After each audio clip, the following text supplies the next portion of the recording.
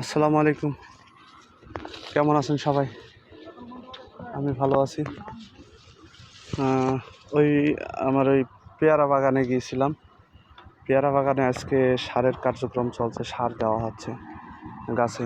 এবং এই ভুঁইটাতে আসলাম কিছু মালটা কাটার জন্য। এই বাগানে আমার লেবার রয়েছে, ওরা মালটা কাটছে। কিছু মাল হলুদ হয়ে গেছে, এই হলুদ মালগুলো কেটে কেটে দেওয়া হচ্ছে। এই যে এই এই ধরনের হলুদ মালগুলো কেটে দেওয়া হচ্ছে, কেটে গাছ হালকা করে দিচ্ছি। এবং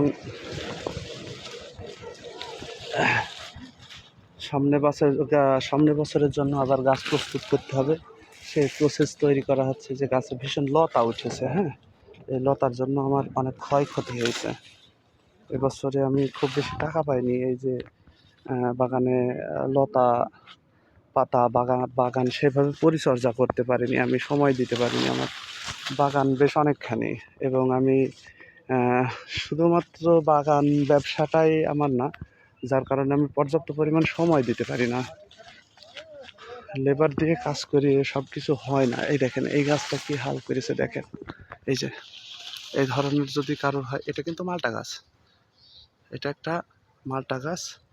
এই যে এর নিচে সব মালটা রয়েছে, কিন্তু কাজ করেছে এই লেবার পাঠাইছি।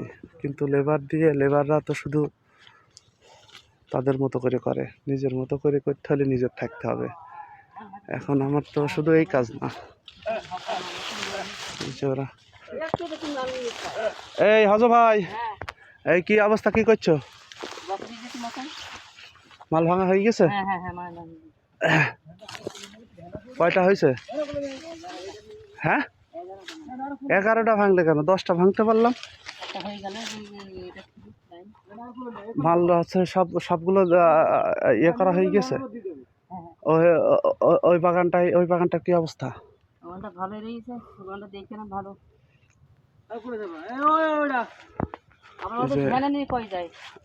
মাছ বাজারজাত করার জন্য এখানে মাল তোলা হয়েছে। এখন এই অবস্থাতে আছি। এই বাগানটার পরিচর্যা কম হয়েছে, যার কারণে মালেও ফাঁকি দিয়ে দিয়েছে। কি করব, সব একা মানুষ তো, অনেকগুলো কাজ, অনেকগুলো ঝামেলা, মাথায় সব সময় ঝামেলা লেগেই থাকে। আর মূলত আমার এই ব্যবসাটা আমার সাইড ব্যবসা, পাশাপাশি ব্যবসা করি।